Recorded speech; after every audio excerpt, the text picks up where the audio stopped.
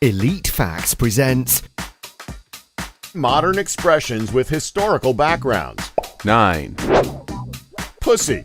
Referring to a cat, or more likely a kitten, the word can also refer to a woman's sexual organs, as well as be used in an offensive way to describe a timid, passive person. The origin of pussy is a bit of a mystery. Some claim the word first appeared in the late 1500s in the works of an English pamphleteer, Philip Stubbs. Stubbs apparently used the word to refer to a woman in a non-sexual manner. The Oxford English Dictionary concurs and suggests that the word pussy referred to a girl or a woman with the characteristics of a cat. Others claim that languages such as Old Norse and Old English have words similar to pussy that mean either vulva or pocket. They believe that it must have been from these words that pussy was derived. Wherever the word came from, it seems that pussy was first used to refer to a woman's vagina in a vulgar country song from the 1600s. Lovely. 8. Freelance, meaning, quote, a person who contends in a cause or in a succession of various causes as he or she chooses without personal attachment or allegiance. While it sounds like a modern phrase, the word actually originated between the 14th and 16th centuries.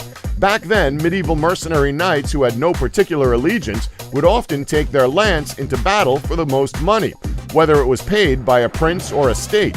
In 1819, the term was popularized in Sir Walter Scott's historical novel Ivanhoe. Quote, I offered Richard the service of my free lances, and he refused them. Thanks to the bustling times, a man of action will always find employment. 7. LOL, meaning laugh out loud. This abbreviation is used by everyone under the age of 18 to express the feeling of finding something funny. And everyone over the age of 50 uses it to express their love, since it used to be the abbreviation for lots of love. However, LOL was first used in the 1960s as doctor slang for little old lady. It could be extended to LOLINAD, which stood for little old lady in no apparent distress. In the 1960s and 70s, NASA's Apollo mission computers used LOL memory, which was named after the former textile workers, little old ladies, who wove the software together out of copper wire. 6. Nerd, meaning, quote, a foolish or contemptible person who lacks social skills or is boringly studious. The word was first coined in early 1950 teen slang. In 1951, an article in Newsweek read, quote, in Detroit, someone who once would be called a drip or a square is now, regrettably, a nerd. By 1954, the word became official after it was featured in a guide to teen slang known as Real Gone Lexicon. The true origins of the word are hazy, to say the least. The word appears in If I Ran the Zoo by Dr. Seuss, in which the narrator says he would collect, quote, a nurgle, a nerd, and a seersucker. Some theorists believe that the term nerd is a play on the word turd, or shortening of ne'er-do-well. However, etymologists say these theories are highly unlikely. 5. Xmas, an abbreviation of Christmas. Some argue that the term is blasphemous, removing the Christ from Christmas, and it's considered purely lazy. However, it is believed that the letter X represents the Greek letter chi, which is the first letter of the Greek word for Christ. Evidence suggests that Christmas has been abbreviated for well over 1,000 years, but in differing variations. An Anglo-Saxon chronicle that dates back to the year 1021 had Christmas abbreviated to Xmas. 4. Dude, meaning, quote, a man, often a form of address. It is somewhat a mystery as to how the word developed into what it is today. Supposedly, the word originally derived from the word doodle, or Yankee Doodle Dandy, in 1883. Apparently, the first Yankee Doodle was a country bumpkin who stuck a feather in his cap and called it macaroni, likening himself to the fashionable macaroni fellows of 18th century England. This inspired someone to call young dandy men of New York City dudes, spelled D-O-O-D-S, or dudes the way we spell it today.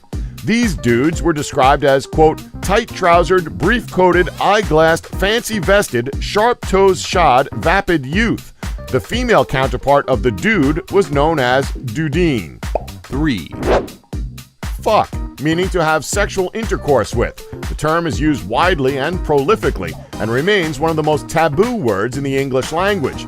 It's widely regarded to have been coined in the 16th century in Germany, meaning to strike and to move back and forth. The earliest recording of the word was in the margin of a Latin manuscript about moral conduct, where "OD fucking Abbot" was scrawled, presumably by a disgruntled monk.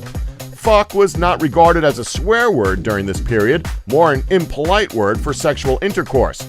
It wasn't until the mid-19th century that fuck was used as a way of insulting others and expressing emotion. It's a common myth that the word derived from a king of England issuing a proclamation for the people to fornicate under command of the king, but this has been shown to be incorrect. 2, OMG, meaning to express surprise, excitement, disbelief, etc. The term was first used, believe it or not, in a letter between Admiral John Arbuthnot Fisher and Winston Churchill in 1917. Fisher was writing about the state of the British Royal Navy before ending his letter with, quote, "I hear that a new order of knighthood is on the tapis. OMG, parentheses, oh my God, shower it on the Admiralty." It should be pointed out that Fisher was 76 at the time he wrote the letter. Fisher and Churchill had a complex relationship.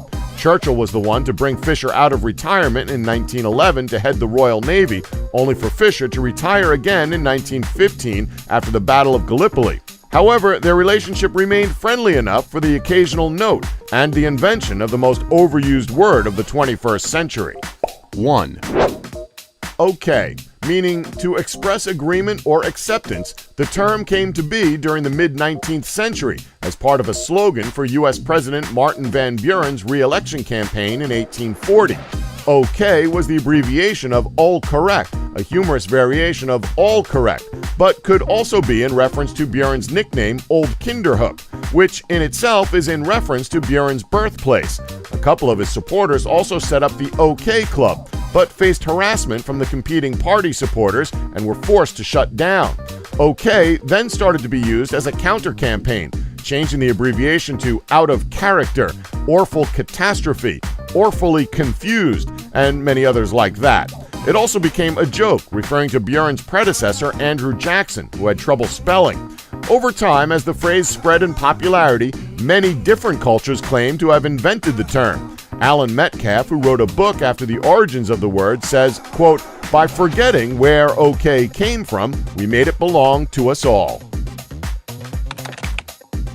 Don't forget to like us and subscribe for more elite facts.